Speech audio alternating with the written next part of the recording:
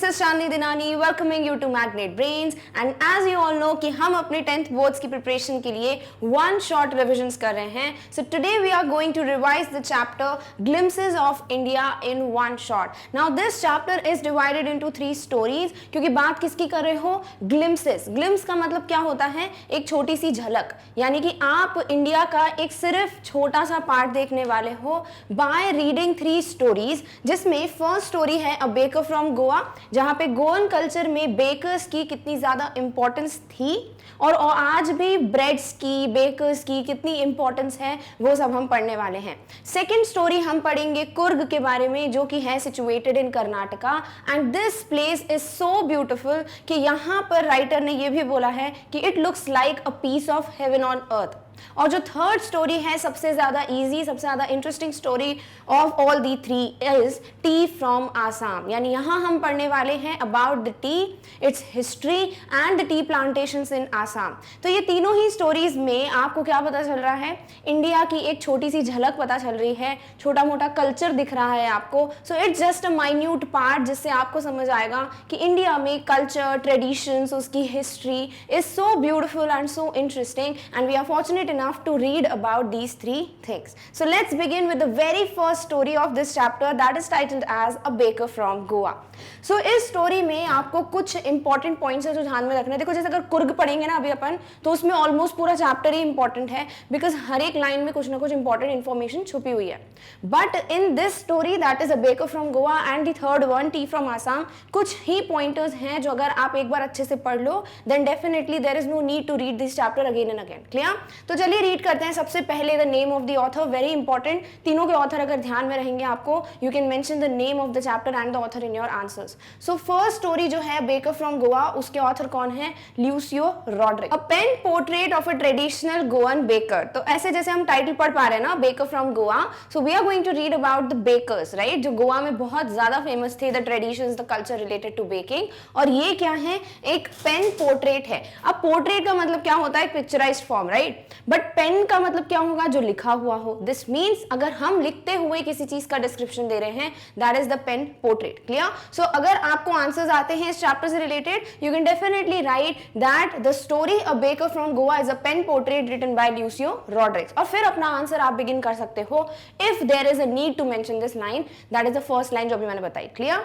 So narrator's the elders often heard reminiscing nostalgically good old Portuguese days, the Portuguese and their famous loaves of bread. तो यहाँ पे क्या आपको ध्यान में रखना है? नंबर 1, जो नरेटर हैं वो बोल रहे हैं कि उनके जो बड़े बुजुर्ग हैं, जो एल्डर्स थे, वो जो है अक्सर रेमिनिसिंग नॉस्टैल्जिकली का मतलब क्या होता है?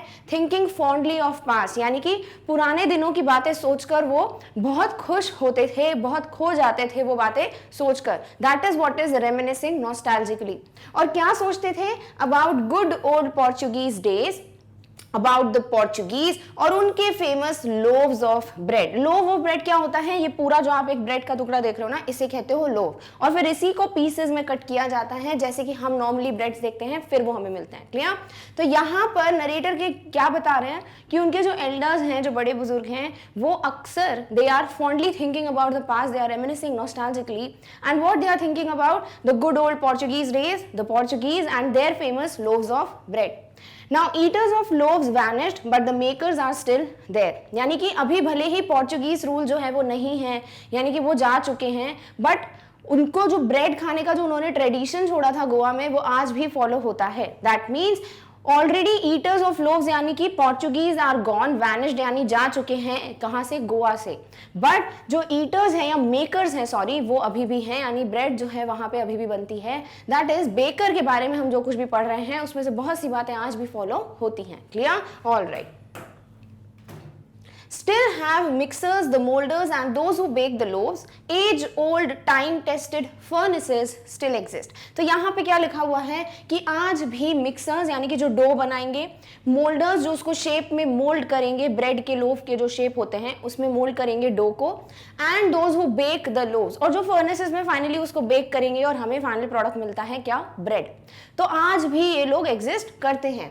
And age old time tested furnaces still exist, यानी एज ओल्ड यानी जब पुराने दिन थे, यानी पोर्चुगीज का रूल चलता था, तब के टाइम के जो फर्नेसेस हैं, जैसे आप हिंदी में भट्टी कहते हो, as you can see in the pictures, wall में फर्नेसेस होते थे and bread used to be baked in it. तो ये आज भी एग्जिस्ट करते हैं एंड टाइम टेस्टेड, यानी टाइम के साथ ये बहुत बार यूज किए गए हैं and they do still work. Clear?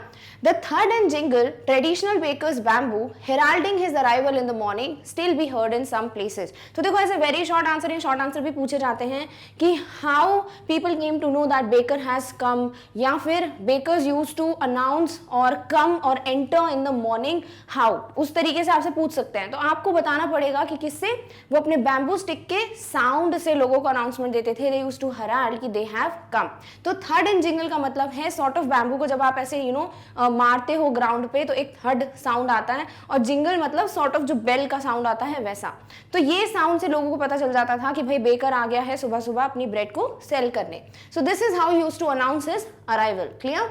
Bakers known as pader in Goa, बहुत इंपॉर्टेंट है, इनको बोलते क्या है? पैडर बोलते हैं गोवा में, और ये नाम आपको यूज करना है अपने आंसर्स में। Done? During narrator's childhood baker friend companion and guide, ये नेक्स्ट इंपॉर्टेंट लाइन है जहां पर नरेटर बोलते हैं कि हमारे बचपन में बेकर सिर्फ कोई ऐसा पर्सन नहीं था जो कि ब्रेड सेल कर रहा है, बल्कि वो एक फ्रेंड, कंपेनियन और गाइड की तरह भी काम करता था। यानी there was such a good connection, there was a bond between the pader that is the baker of Goa and the people, कि उनको एक फ्रेंड, कंपेनियन और गाइड की तरह भी कंसिडर किया जाता था। Clear? All right. Loaves bought by some पास्किन और बास्टिन ऑफ द हाउस, फिर नरेटर बोलते हैं कि हम जब सुबह सुबह पता चलता था हमको कि पैडर आ गया है, उन्हीं के अनाउंसमेंट से बच्चे उठते थे, ब्रश भी नहीं करते थे, सीधे भागते थे ब्रेड लेने के लिए। इतना ज्यादा एक्साइटमेंट होता था किसका? पैडर का या ब्रेड का। तो उनके घर में ऐसा नहीं था कि बच्चे जो हैं वो लोव्स ऑफ ब्रेड के लिए इंटरेस्टेड हों, क्योंकि वो क्या होता है, वो बहुत नॉर्मल सी ब्रेड होती है। तो बच्चे ज्यादातर स्वीट चीजों के लिए बोल सकते हैं लॉन्ग करते हैं, उनको ज्यादा पसंद आती हैं। So they were not going to buy this loaf of bread. वो कौन खरीदा था? नरेटर के घर में पैस्किन या बास्टिन नाम की कोई मेड सर्वेंट रहती थी, और वो खरीदती थी क्या? Loaves of bread. But children longed for bread bangles, जो कि होती है sweet bread of special make. But जो बच्चे हैं वो ब्रेड बैंगल्स के लिए लॉन्ग करते थे, they were excited to buy bread bangles. कैसे दिखते हैं ब्रेड बैंगल्स? जो बैंगल के शेप में हो, जैसे चूड़ी होती है ना, like the one I am wearing, और ये एक ब्रेड हो। क्लियर? तो ब्रेड बैंगल इसलिए इसको कहा जाता है। So this is what, this is a sweet bread, इसीलिए बच्चों को ये बहुत ज्यादा पसंद आती थी। Baker wished good morning to the lady of the house. अब क्यों ये लाइन मेंशन की है? बिकॉज आपसे अगर कैरेक्टर स्केच पूछे या फिर आपसे पूछे कि tell something about the baker, the pader of Goa, तो ये भी चीज बोल सकते हो कि दे वर वेरी गुड और दे वर जेंटलमैन बोल सकते हो, because they use to wish good morning to the lady of the house and this shows that they have manners और they were sophisticated well mannered person. तो इस तरीके से आप इस पॉइंट को प्रूव कर सकते हो। Now loaves for the elders and the bangles for the children. तो फाइनली आपको पता होना चाहिए, क्योंकि और भी नाम आने वाले हैं, कि लोव्स ऑफ ब्रेड कौन खरीदते थे? बड़े लोग। और जो ब्रेड बैंगल्स होते हैं वो किस लिए, मतलब कौन एक्साइटेड होता था उनको खरीदने के लिए? छोटे बच्चे। Clear? All right. Marriage gives meaningless without the sweet bread known as the bowl, just as a party or a feast loses its charms without bread. अब अगर आपसे कभी भी कोई ऐसा क्वेश्चन किया जाता है कि tell the importance of the bread in Goan culture या tell the importance of the bakers, तो फिर आपको ये सारे पॉइंट्स मेंशन करने पड़ेंगे कि कोई भी मैरिज जो है वो मीनिंगलेस होती थी गोवा में अगर वहां पर क्या ना बने? बोल ब्रेड ना बने। अब बोल ब्रेड क्या होती है? ये बिल्कुल गोल गोल से ऐसी ब्रेड होती है शेप की, और ये मैरिजेस में बहुत ज्यादा देखने को मिलती है। कहाँ? गोवन कल्चर में। सो जैसे कि कोई भी पार्टी या फीस्ट में अगर ब्रेड ना हो तो उससे क्या होता है? उसका चार्म जो है वो खत्म हो जाता है, पार्टी का कोई मतलब नहीं होता। वैसे ही मैरिज का कोई मतलब नहीं होता है गोवा में अगर बोल नाम की ब्रेड जो है वहां पर ना बने। Clear? The lady of the house must prepare sandwiches on the occasion of her daughter's engagement. Next tradition क्या है इनका कि जब भी किसी की बेटी की क्या होती है? एंगेजमेंट होती है, तो उनकी मदर्स क्या बनाते हैं? सैंडविचेस बनाते हैं। सो सैंडविच भी किससे बनेगा? ब्रेड से। तो here again we can see कि कितनी इंपॉर्टेंस है ब्रेड की, यानी कि कितनी इंपॉर्टेंस है बेकर्स की। Clear? Cakes and bolinas are a must for Christmas as well as other festivals. फिर नॉर्मली अगर क्रिसमस का टाइम आता है और बाकी के फेस्टिवल्स आते हैं तो केक्स और बोलिनास बनना भी बहुत ज्यादा वहां पर फेमस है। यानी नेक्स्ट पॉइंट है जो मेंशन कर सकते हो, जो कि इंपॉर्टेंस ऑफ बेकर या इंपॉर्टेंस ऑफ ब्रेड बताता है। तो केक्स तो आपको पता ही है, बोलिनास क्या होता है? सॉर्ट ऑफ कुकीज होती हैं जो कि इस तरीके की दिखती है। क्लियर? तो ये सारे नाम आपको ध्यान में रखने हैं, loaf of bread, bread bangles, bol bread and sandwiches, cakes and bolinhas. Clear? The baker of those those days peculiar dress known as kabai, a single piece long frock reaching down to the knees. अब ये भी आपको ध्यान में रखना है कि baker उन दिनों के, यानी जब पोर्चुगीज रूल था, तो वो क्या पहनते थे, एक स्ट्रेंज सी पिक्यूलियर सी ड्रेस पहनते थे और उसे कहा जाता था कबाई। क्यों अजीब सी ड्रेस थी वो? क्योंकि ये एक single piece of long frock होता था जो कि नीज के नीचे तक होता था, यानी कि मैन जो है वो सॉर्ट ऑफ फ्रॉक पहन रहे हैं, इसीलिए ये सॉर्ट ऑफ स्ट्रेंज दिखता है। तो पोर्चुगीज डेज में ये होता था बेकर का क्या, कपड़े पहनने का तरीका, या फिर उनका जो एक आउटफिट है वो यहाँ पे बताया है, that is a single piece of long frock reaching down to the knees. और इसका नाम क्या है? इसका नाम है कबाई। तो आपको सारे नाम याद रखने हैं। बेकर को बोलते हैं पैडर और उसकी ड्रेस को क्या बोलते थे? कबाई, तब जब पोर्चुगीज रूल था। Clear? All right. In narrator's childhood, Baker's wearing a shirt and trousers which were shorter than full length once and longer than half pants. But narrator जब छोटे थे या फिर जब उनकी चाइल्डहुड की बात की जा रही है, तब बेकर्स क्या पहनते थे? उन लोगों का एक अलग आउटफिट होता था। वो पहनते थे शर्ट और फिर पहनते थे कोई लॉन्गर पैंट्स, यानी कि ऐसे पैंट्स जो कि बिल्कुल फुल लेंथ से क्या हो, छोटे हो, और जो हाफ पैंट्स होते हैं उससे बड़े हो, जो कि नीज से थोड़ा टच करे हो। सॉर्ट ऑफ इस तरीके का आउटफिट होता था किसका? बेकर्स का, जब नरेटर छोटे थे। सो कभी भी अगर कोई ऐसा आउटफिट जो है पहन के आज भी बाहर निकले तो उसको ये कॉमेंट मिल जाता है, उसे क्या कह देते हैं कि भाई ये पैडर है, क्योंकि उसने उस तरीके के कपड़े पहने हैं। Clear? So the Baker usually collected his bills at the end of the month. Monthly accounts were recorded on some wall and pencil. अब ये जो क्वेश्चन है वो आपके सैम्पल क्वेश्चन पेपर में भी आया है और ये बहुत इंपॉर्टेंट भी है और बड़े क्रिएटिवली पूछा है उसमें। क्या किया है वहां पर? एक पिक्चर दे दी है कि वॉल पे कैलकुलेशंस हैं, बाकी फिर हाथ में है, माइंड में है। तो कौन सा तरीका होता था बेकर्स का अपने अकाउंट्स को मेंशन करने का? तो वो क्या करते थे? वॉल पे पेंसिल से मेंशन करते थे। तो आपको अब ध्यान में रखनी है ये बात। दूसरी बात, वो मंथली अकाउंट्स कब कलेक्ट करते थे? At the end of the month. इसको भी नहीं भूल पाओगे अगर ये ध्यान में रखो। देखो, अगर बिगिनिंग ऑफ द मंथ में वो मंथली अकाउंट्स कैसे कर सकते हैं कैलकुलेट, क्योंकि उनको थोड़ी ना पता है कि हर घर में किस दिन कौन सी ब्रेड कितना खरीदने वाला है कोई भी इंसान। ठीक है? तो इसीलिए बिगिनिंग में तो बता नहीं सकते, वो बीच में भी नहीं बता सकते, ऑब्वियसली फाइनल अमाउंट नहीं पता, तो क्या बचता है? And of the month. ठीक है? तो एडवांस पेमेंट की बात आ जाए तो वो रॉन्ग आंसर हो जाएगा, मिडल ऑफ द मंथ हो जाए तो वो भी रॉन्ग आंसर हो जाएगा। बस ध्यान में क्या रखना है कि जैसे ही मंथ का एंड होता था, महीने की आखिरी डेट आती थी, तभी वो क्या करते थे? अपने मंथली अकाउंट्स को या बिल्स को कलेक्ट करते थे। और वो कहां मेंशन करते थे? वॉल पर with the help of a pencil. Clear? All right. Baking was indeed a profitable profession in the old days. अब ये लाइन दी हुई है कि बेकिंग जो है बहुत प्रॉफिटेबल प्रोफेशन था। कब? उस समय पे। अब इसका मतलब क्या है ये भी आपको सैंपल क्वेश्चन पेपर में दिया हुआ है in one of the questions. इसका मतलब है baking as a job isn't as gainful as it used to be, यानी कि तब के टाइम पे ये एज अ प्रोफेशन, बात किसकी गई है? प्रोफेशन की, बेकर की नहीं, कपड़ों की नहीं, ब्रेड की नहीं। ठीक है? तो ये किस तरीके से सॉल्व करना है हम डिस्कस भी कर चुके हैं sample question paper of the literature portion, जाके चेक कर सकते हो if you have any doubt. Clear? तो यहाँ पर प्रॉफिटेबल प्रोफेशन की बात की गई है इन ओल्ड डेज। इसका मतलब बेकिंग जो है उन दिनों में बहुत ही प्रॉफिटेबल प्रोफेशन, यानी एज अ जॉब प्रॉफिट वाली जॉब थी, बट आजकल इसमें इतना ज्यादा प्रॉफिट नहीं होता है। Clear? Baker and his family never starved, always looked happy and prosperous. अब आपसे अगर पूछें give reasons why you think that this was a profitable profession in old days, क्योंकि बेकर की कोई भी फैमिली मेंबर होता था वो कैसे दिखते थे? हैप्पी और प्रॉस्परस, यानी खुश रहते थे और ऐसा लगता था इनके पास सब कुछ है।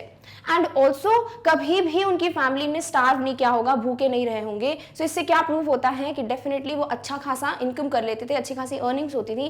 That's why they were able to take care of their families. Clear? All right. Baker's plump physique, even today any person with a jackfruit like physical appearance is easily compared to a baker. और दूसरा जो point है जो prove कर सकते हो आप इस आंसर में, वो ये है कि बेकर्स जो है हमेशा उनका ऐसा होता था प्लम्प फिजिक, यानी बिल्कुल मोटे होते थे वो। तो इससे भी दिखता है कि अच्छे, बोलते हैं ना खाते पीते घर का है, उस टाइप का यहाँ पे पॉइंट बोला है, जिससे प्रूफ होता है कि डेफिनेटली ये एक प्रॉफिटेबल प्रोफेशन था। और आज भी अगर किसी का जैकफ्रूट लाइक, जैकफ्रूट क्या होता है? सब्जी को आप बोलते हो जैकफ्रूट, दैट इज जिसे आप कटहल बोलते हो हिंदी में। तो ये जो जैक फ्रूट है कैसा होता है? बिल्कुल देखो हर जगह से वो मोटा है, बिल्कुल फूला हुआ। तो इस तरीके की अगर कोई की फिजिक आज भी दिख जाती है तो यही बोलते हैं कि वो कैसा दिख रहा है? एक बेकर की तरह। तो आपको ध्यान में क्या रखना है? सिर्फ इतने पॉइंट्स कि क्योंकि वो लोग हैप्पी और प्रॉस्परस होते थे family members, they never starved and also they had a plump physique. इससे प्रूफ होता है कि बेकर्स का या फिर ये जो बेकिंग का बिजनेस था वो क्या था? एक profitable business. Clear? All right. So finally we come to an end of the story. तो ये थे मेन पॉइंट्स, बहुत इजी सी स्टोरी थी, कुछ ज्यादा कॉम्प्लिकेटेड नहीं है, बस कुछ चीजें हैं, कुछ नाम है जो आपको ध्यान में रखने हैं। क्लियर? अब इस चैप्टर से आप सीखते क्या हो? देखो बेसिकली तो ये गोवन कल्चर को बता रहा है, तो एज सच कोई मैसेज नहीं है, बट फिर भी अगर हम बहुत डीप में जाएं और अगर हम मैसेजेस को देखें तो ये सब चीजें हम बात कर सकते हैं। नंबर 1, इंपॉर्टेंस ऑफ बेकर्स इन गोवा, कि कितनी इंपॉर्टेंस रखते थे बेकर्स गोवा में, गोवन कल्चर में बेकिंग का कितना इंपॉर्टेंस है, वो चीज हमें पता चली। सेकेंड चीज जो हमें देखने को मिलती है वो है traditions, heritage, values and practices are the roots that nourish us, कि हमारे जो ट्रेडिशंस चले आ रहे हैं, जो कल्चर चला आ रहा है, जितनी भी हिस्टोरिकल चीजें हैं, हर एक चीज जो है वो हमारे रूट्स हैं और उसी से हम जो है नरिश हो रहे हैं। यानी कि अगर ये ट्रेडिशंस, वैल्यूज, कल्चर नहीं होता तो कोई भी कुछ भी कर रहा होता, ऐसे बॉन्ड नहीं होता, हम लोग जो है हर एक फेस्टिवल में एक साथ सेलिब्रेट नहीं कर रहे होते बाकी लोगों के साथ, हर कोई अपने अपने में होता। तो ये जो है बहुत इंपॉर्टेंस रखते हैं क्या? हमारे ट्रेडिशंस, हमारे कल्चर्स, हमारी values. Clear? Also history is the mirror through which we can relive our past. अब हिस्ट्री एक ऐसा मिरर है, एक ऐसा आईना है जिससे हम अपने पास्ट को वापस से जी सकते हैं। यानी अगर आपको इंटरेस्ट है जानने में कि हमारे पास्ट में क्या होता था, दादा दादी के टाइम पे कैसा कल्चर था, तो हम हिस्ट्री जानते हैं, राइट? तो हिस्ट्री क्या है? एक ऐसा मिरर जिससे हम अपने पास्ट को रीलिव कर सकते हैं। क्लियर? या फिर हमारे जो ग्रैंडफादर, ग्रैंडमदर हैं, हमारे पेरेंट्स हैं, वो अपने पास्ट को रीलिव कर पाते हैं, thinking about the good old days. Clear? So these are certain things जो आपको चैप्टर से सीखने को मिलती है। डन? ऑल राइट, चलिए अब इसी तरीके से डिस्कस करते हैं the second story, that is Coorg. अब यहाँ आपको बहुत सी चीजें हैं जो ध्यान में रखनी है, बिल्कुल नाम जो है वो आपको बिल्कुल ध्यान में रखने ही हैं, क्योंकि आप उसका कोई दूसरा नाम नहीं लिख सकते हो। क्लियर? तो ध्यान से सुनना है इस पूरी स्टोरी को। सबसे पहली चीज तो ऑथर कौन है? लोकेश एब्रिल, और ये बता रहे हैं पूरी कुर्ग की ब्यूटी के बारे में कि कितनी खूबसूरत जगह है ये। तो फर्स्ट ऑफ ऑल कुर्ग है कहां पर? Midway between Mysore and coastal town of Mangalore, piece of heaven drifted from the kingdom of God. तो क्या बोलते हैं यहाँ पर ऑथर कि बिल्कुल मैसूर और कोस्टल टाउन ऑफ मैंगलोर जो है उसके बीचों बीच एक जगह आती है जिसे कहते हैं कुर्ग। बेसिकली ये कर्नाटका में सिचुएटेड है और इसे कहा है पीस ऑफ हेवन। ऐसा लगता है कि स्वर्ग का पार्ट हो, ये स्वर्ग का टुकड़ा हो अर्थ पे, इतना ब्यूटीफुल है Coorg. Clear? And it looks like it has drifted from the kingdom of God. भगवान का जो राज है, जो किंगडम है, वहां से बिल्कुल आ गई हुई ये जगह ड्रिफ्ट करते हुए, यानी मूव करते हुए, उसे कहते हैं हम कुर्ग। ऐसा ब्यूटीफुल डिस्क्रिप्शन दिया है ऑथर ने। और जैसे कि हम सिर्फ एक पिक्चर देख रहे हैं, एक छोटा सा ग्लिम्स है बस ये कुर्ग का कि कितनी ब्यूटीफुल जगह है। बहुत सी ऐसी जगह है यहाँ पर, हिल्स हैं, बहुत ग्रीनरी है, बहुत डिफरेंट एनिमल्स हैं, डिफरेंट एक्टिविटीज हैं जो अभी हम पढ़ेंगे भी। So this tells us that this place is Indeed very beautiful and it does looks like it is a heaven on earth. Clear? Land of rolling hills inhabited by a proud race of martial men, beautiful women and wild creatures. अब overall क्या description दिया है यहाँ पर कि ये land है of rolling hills, क्योंकि यहाँ पे बहुत सारी हिल्स हैं और स्लोपिंग हिल्स हैं, थोड़े से एंगल पे टिल्टेड हैं, तो इसीलिए कहा गया है रोलिंग हिल्स। क्लियर? फिर बोला है यहाँ पे कौन लोग रहते हैं? Proud race. बहुत ज्यादा यहाँ के लोगों के बारे में बातचीत अभी हम करेंगे भी कि यहाँ के लोग बहुत ज्यादा ब्रेव हैं, करेजियस हैं, बहुत ज्यादा मेहमान नवाजी अच्छी है, हॉस्पिटैलिटी अच्छी है। तो ये सब चीजें बताते हैं कुर्ग के बारे में ऑथर। तो बेसिकली अगर हम एक वन पॉइंट बोले तो कैसे लोग हैं वहां पर? यहाँ पर है proud race of martial man, brave courageous man है यहाँ पर। सेकेंडली ब्यूटीफुल वुमेन, यहाँ की जो लेडीज हैं they look very pretty, and also wild creatures, बहुत सारे डिफरेंट एनिमल्स आपको यहाँ पे देखने को मिलेंगे। कुर्ग या फिर इसको क्या कहा जाता है? Kodagu, smallest district of Karnataka, home to evergreen rain forest, spices and coffee plantations. बहुत इंपॉर्टेंट लाइन है ये कि कुर्ग को और क्या कहा जाता है? कोडागु है क्या? सबसे छोटी डिस्ट्रिक्ट है कहाँ की? कर्नाटका की। और ये जो है होम है, यानी यहाँ पर सबसे ज्यादा क्या पाया जाता है? एवरग्रीन रेन फॉरेस्ट, बहुत सारे मसाले, spices and coffee plantation. Coffee बहुत ज्यादा यहाँ पर पाई जाती है और अगर आप कुर्ग चले जाओ तो वहां पर स्मेल ही आपको काई की आएगी? कॉफी की। इतना ज्यादा कॉफी प्लांटेशन वहां पे देखने को मिलेगा। सो ओवरऑल कुर्ग को कोडागु कहते हैं, सबसे छोटी डिस्ट्रिक्ट है कर्नाटका की, और यहाँ पर आपको क्या मिल जाएंगे सबसे ज्यादा? एवरग्रीन रेन फॉरेस्ट, स्पाइसेस और coffee plantation. Clear? All right. Evergreen rain forest cover 30% of the district. क्यों बोला है होम? क्योंकि यहाँ पर 30% जो है डिस्ट्रिक्ट का वो आपको सिर्फ एवरग्रीन रेन फॉरेस्ट ही दिखेंगे। 30% बहुत ज्यादा होता है, ठीक है? तो इसीलिए यहाँ पे आपको बहुत ज्यादा एवरग्रीन रेन फॉरेस्ट मिलेंगे और ये भी एक रीजन है जिसकी वजह से कुर्ग इतना ब्यूटीफुल लगता है। The season of joy commences from September till March. The air breathes of invigorating coffee. अब अगर किसी को घूमने जाना हो कुर्ग में तो सबसे ब्यूटीफुल सीजन या सबसे बेस्ट टाइम क्या होता है यहाँ पे विजिट करने का, वो होता है सितंबर से लेकर मार्च तक। यानी सितंबर से बिगिन होता है ऐसा सीजन जब बारिश भी इतनी ज्यादा नहीं होती और बहुत हल्की बुल्की बारिश होती है, बहुत प्यारा मौसम होता है। So you can definitely go and visit Coorg. ठीक है, कब? सितंबर से लेकर मार्च के बीच में। और यहाँ पर अगर आप जाओ तो आपको बिल्कुल रिफ्रेशिंग सी स्मेल आएगी, किसकी? कॉफी की। कॉफी क्यों पीते हो भाई? नींद उड़ जाए, राइट? वैसे ही इनविगोरेटिंग, रिफ्रेशिंग, बहुत ही अच्छी सी स्मेल आती है, किसकी? कॉफी की। दैट इज जो एयर है इसकी, दैट ब्रीथ्स बोला है, इसका मतलब इतना ज्यादा कॉफी प्लांटेशन है कि हर जगह आपको कॉफी की स्मेल आएगी। Fiercely independent people of Kurg are possibly of Greek और Arabic descent. अब ये भी एक important question है कि ऐसा माना जाता है कि कुर्ग के जो लोग हैं वो इतने ज़्यादा इंडिपेंडेंट हैं, इतने ज़्यादा करेजियस हैं। तो दो स्टोरीज मानी जाती है, या तो ये जो है ग्रीक डिसेंट को बिलोंग करते हैं या फिर ये अराबिक डिसेंट को बिलोंग करते हैं। अब दोनों की स्टोरीज यहाँ पे दी हुई हैं तो आपको दोनों स्टोरीज ध्यान में रखनी है। कैसे ग्रीक डिसेंट और कहाँ दिखता है आपको अराबिक डिसेंट कुर्ग के लोगों में या कल्चर में। क्लियर? All right. तो सबसे पहले डिस्कस करते हैं कि ग्रीक डिसेंट कैसे प्रूव होता है कुर्ग के लोगों का। Part of Alexander's army moved south along the coast and settled here when return became impractical. तो ऐसा माना जाता है कि अलेक्जेंडर की जो आर्मी थी उनका कुछ पार्ट यानी कुछ लोग जो थे आर्मी के वो कहाँ चले गए? साउथ के साइड चले गए। और कहाँ है कुर्ग? कर्नाटक में, यानी साउथ साइड में ऑफ है। तो यहाँ पर ही अलेक्जेंडर की कुछ आर्मी का एक पार्ट साउथ की तरफ चला गया था एंड सेटल्ड है, और यहाँ पर रह गए। क्यों? क्योंकि उनका जो रिटर्न था वो इम्प्रैक्टिकल हो गया था, वापस जाना इनका इम्पॉसिबल साउंड कर रहा था, इसीलिए ये लोग यहाँ पर रुक गए। Married amongst the locals and their culture is apparent in the martial traditions, marriage and religious rites. और ऐसा माना जाता है फिर उनके जो लोग थे आर्मी के, यहाँ की जो लेडीज थी उनके साथ उनकी शादी हो गई, और इस वजह से यहाँ पर बोला जाता है कि ग्रीक डिसेंट देखने को मिल रहा है। और किन चीजों में प्रूव होता है कि ग्रीक कल्चर है? वो है कि अगर आप इनके मार्शल ट्रेडिशंस देखो, यानी कि जो भी इनके मार्शल आर्ट्स हो गए या फिर इनके जो भी ब्रेवरी वाले स्टंट्स हैं, जिस तरीके से भी प्रैक्टिस करते हैं, वो चीज़ें अगर देख लो। दूसरी बात, इनके यहाँ पर जो मैरिज के फंक्शंस होते हैं, जिस तरीके से मैरिज के कल्चर ट्रेडिशंस फॉलो किए जाते हैं।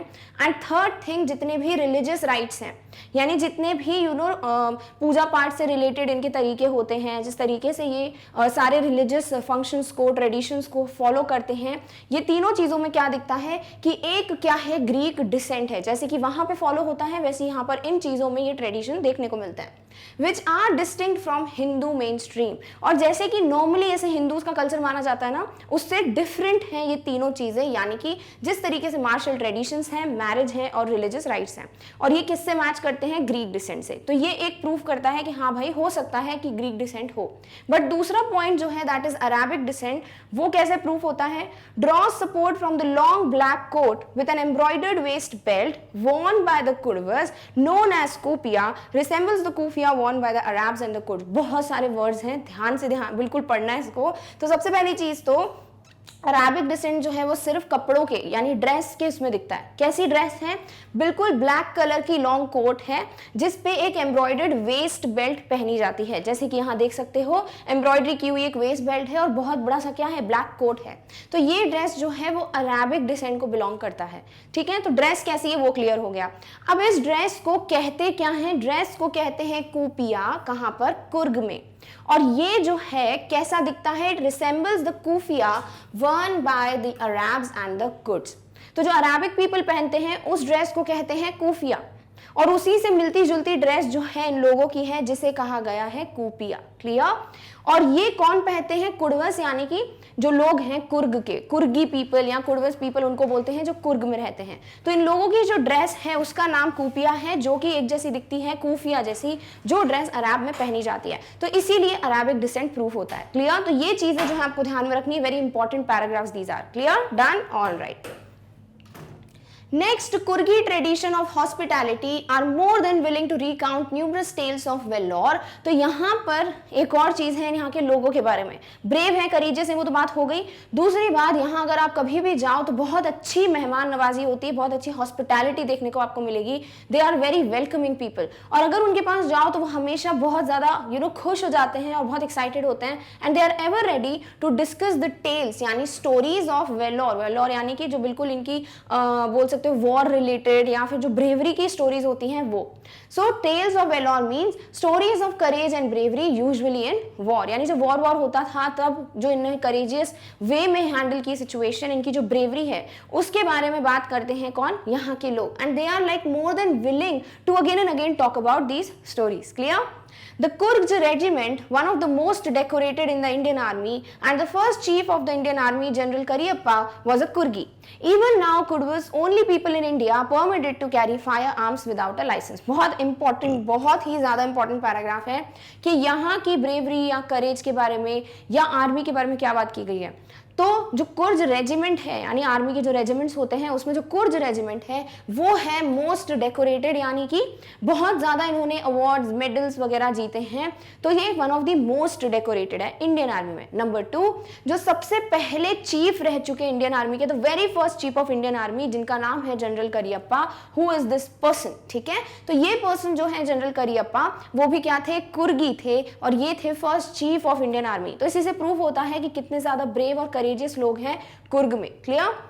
एंड इवन नाउ कुर्वस यानी कि the people of Coorg only people in India जिनको फायर आर्म्स यानी गन्स ये सब जो कैरी करना है वो विदाउट लाइसेंस अलाउड है, क्योंकि पता है कि यहाँ के लोग जो है बहुत ब्रेव हैं, बहुत ज्यादा करेजियस हैं, they will never miss use it. Clear? So this is something जो आपको ध्यान में रखना है कि सबसे पहले जो चीफ थे आर्मी के वो कौन थे, जनरल करियप्पा.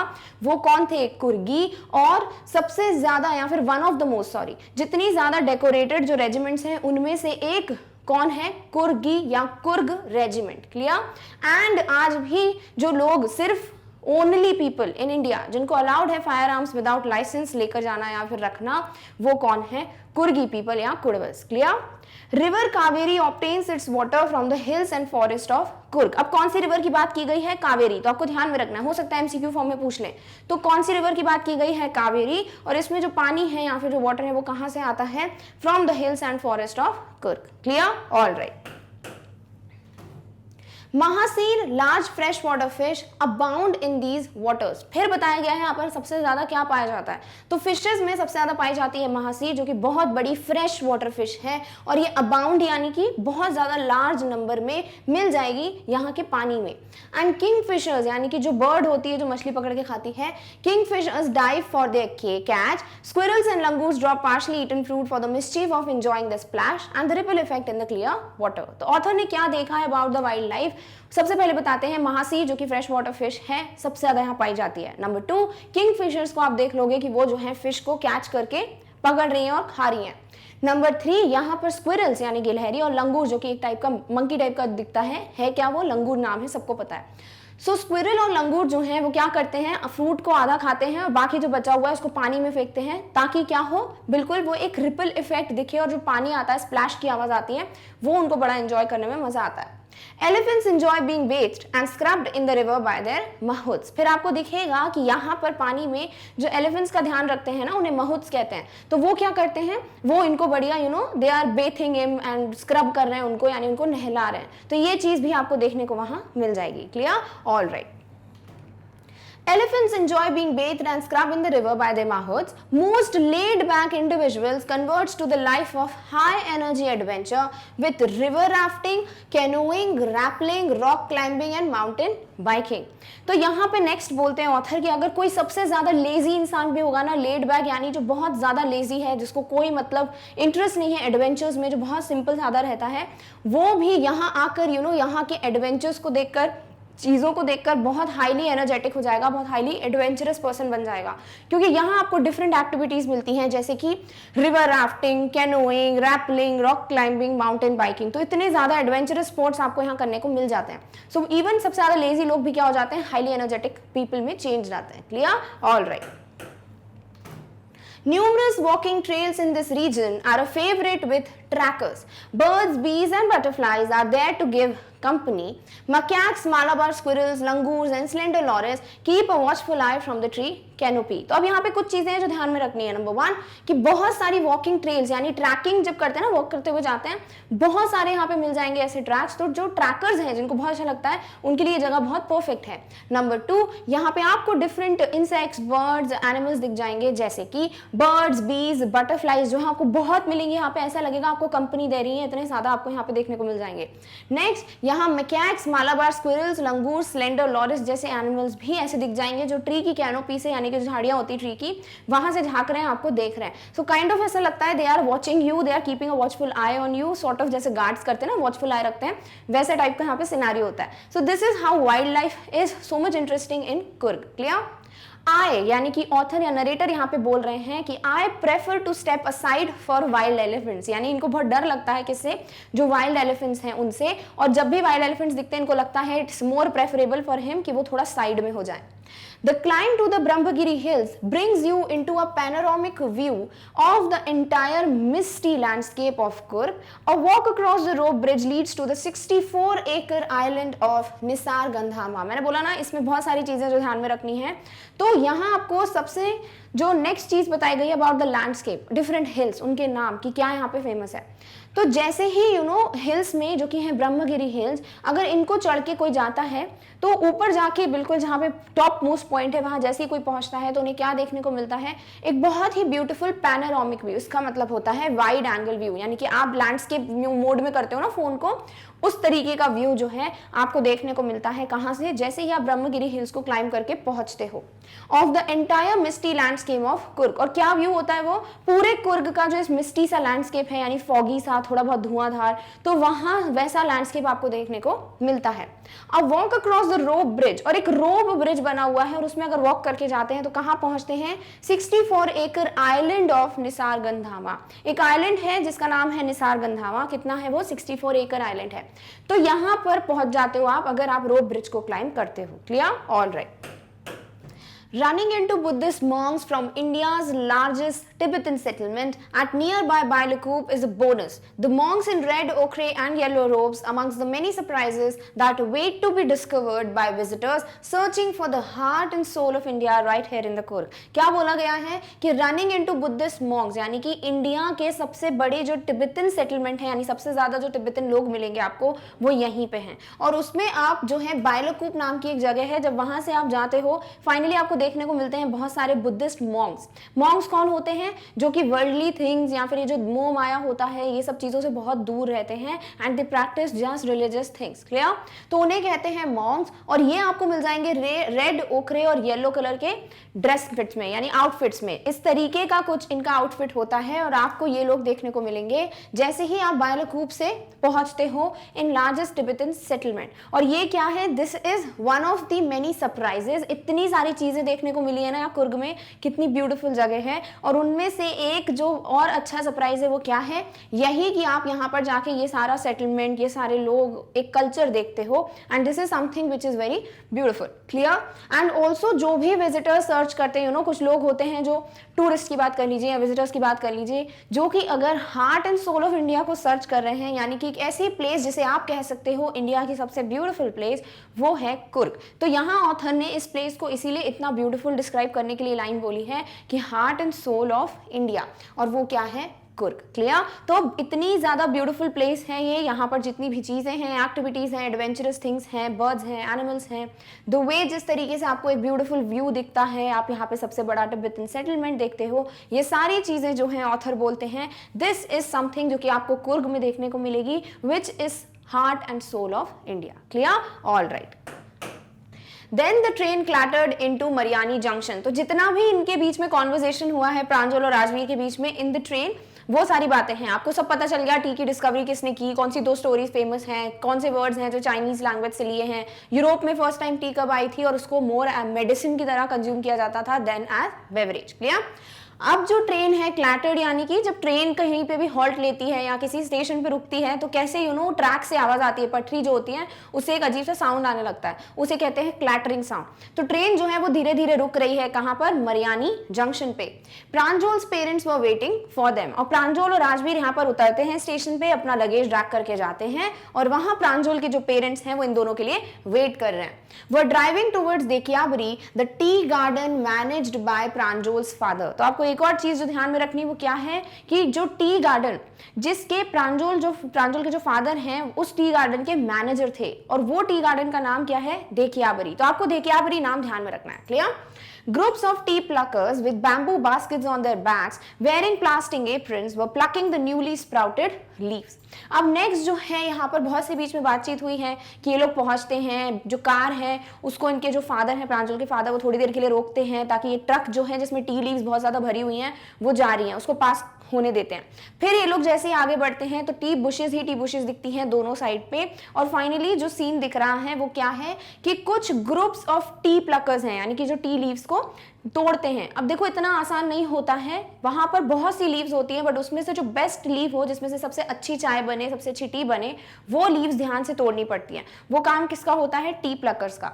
तो वो कैसे दिख रहे हैं वहां पर, उनके पीछे एक बैम्बू बास्केट बंधा हुआ है और उन लोगों ने प्लास्टिक एप्रन पहने हैं, यानी हाइजीन मेंटेन किया हुआ है। Were plucking the newly sprouted leaves, और अभी अभी जो स्प्राउट हुई हैं लीव्स उनको प्लक कर रहे हैं। तो सॉर्ट ऑफ ऐसा दिखता है कि बैम्बू बास्केट है, एप्रन पहना है और वो टी लीव्स को प्लक कर रहे हैं। इन्हें क्या कहते हैं, T pluckers. Pranjol's father slowed down to allow a tractor pulling a trailer load of tea leaves to pass. तो वही चीज जो मैंने बताई कि प्रांजल के पापा जो हैं वो कार को थोड़ी देर के लिए रोक देते हैं ताकि एक जो ट्रैक्टर है, या फिर एक ट्रैक्टर आपने देखा होगा, एक व्हीकल होती है जिसमें पीछे पूरा सामान रखा होता है लोड करने के लिए, तो उसमें क्या जा रहे हैं सारे trailer load of tea leaves, यानी बहुत ज्यादा टी लीव्स जो है प्लक की हुई है बहुत क्वांटिटी में, और वो जो है कहीं पे भेजी जा रही है। तो ये ट्रैक्टर को प्रांजल के फादर जो है पहले पास होने देते हैं, क्लियर, ऑल राइट। इस चीज को देखकर जो राजवीर है, जिन्हें बहुत ज्यादा उन्होंने टी के बारे में पढ़ा है तो उनको बहुत ज्यादा नॉलेज आ गया है, तो वो भी क्वेश्चन करते हैं प्रांजल के फादर से, और वो बोलते हैं this is the second flush और sprouting period, isn't it mister Barua. Mister Barua कौन है, प्रांजल के फादर, क्लियर। तो नेक्स्ट कैरेक्टर जो आप जिसका नाम यहाँ बताया गया है वो है mister Barua. So only 3 people you know, Rajveer, Pranjal and Pranjal's father, that is mister Barua. तो उनसे वो क्या पूछते हैं, क्या ये सेकंड फ्लश या स्प्राउटिंग सीजन है, यानी कि ये सेकंड स्प्राउटिंग सीजन है क्या टी लीव्स का। Rajvir asked last from May to July and yields the best tea. तो राजवीर ने क्या पूछा, ये पूछा, ठीक है, कि मिस्टर बरुआ क्या ये सेकंड स्प्राउटिंग सीजन है। मिस्टर बरुआ जो है वो बहुत ज्यादा इंप्रेस्ड हो जाते हैं, ये भी बोलते हैं कि तुमने बहुत कुछ पढ़ा है, और फिर राजवीर बताते हैं कि जो सेकंड स्प्राउटिंग सीजन है वो मई से लेकर जुलाई तक लास्ट करता है और ये सबसे अच्छी टी जो है वो देता है, क्लियर। तो इस बात पे प्रांजल के फादर बोलते हैं कि तुमने बहुत कुछ पढ़ा है, and Rajveer ends up the story by staying और स्टेटिंग कि वो और भी चीजें जानना चाहते हैं, he would love to know more about tea and the tea plantations, clear। तो फाइनली जो जो चीजें यहाँ पर इसमें इंपॉर्टेंट है वो क्या है, मई से लेके जुलाई तक सेकंड स्प्राउटिंग सीजन होता है टीज का, और ये जो है सबसे अच्छी टी देता है। ऑल्सो प्रांजल के फादर कौन है, मिस्टर बरुआ, क्लियर। तो राजवीर इज द वन जितनी चीजें बता रहे हैं सबसे पहले जा रहे हैं, सारा नॉलेज है उनको। प्रांजल जो है वो यहाँ पर ही बॉर्न एंड ब्रॉट अप है, और उनके फादर कौन है, mister Barua, the manager of the tea plantation, that is Dhekiabari, clear, all right. So with this we come to an end of this story also। अब इस स्टोरी में भी बहुत ऑब्वियस है, आपको अगेन एक ग्लिम्स ऑफ इंडिया पता चला है, यानी आसाम के बारे में आप जान पाए हो। तो बेसिकली मैसेज क्या है भाई, व्हाट हैव यू गेन्ड और learn from this story, again a lot of things about tea plantation, some things about Assam, and finally इससे पता चलता है कि कल्चर या ट्रेडिशन कितना वाइड है किसका, इंडिया का, clear. So history of national drink of India क्या है, वो टी, एंड आसाम जो है उसे टी कंट्री कहा गया है, क्यों कहा गया है, इतने ज्यादा टी प्लांटेशंस है यहाँ पर, और यही चीज जो है वो चैप्टर में बताई है, क्लियर। सो आप ये सब चीजें ही सीखते हो, टी के बारे में आपको बहुत कुछ पता चला है in this chapter, clear, all right. So with this we finally come to an end of all the 3 stories, that is overall chapter glimpses of India. Coorg है जिसमें बहुत सी चीजें आपको ध्यान में रखनी है, बाकी first a baker from Goa and a T from Assam, इनमें सिर्फ कुछ कुछ बातें हैं जो आपको ध्यान में रखनी है, बाकी तो because if you take interest in the stories definitely वो स्टोरी के फॉर्म में आपको ध्यान में रहेंगे। Clear? Now you have 3 questions in front of you जिसके आंसर्स आपको लिखने की पूरी कोशिश करनी ही करनी है। There is no if buts, ठीक है?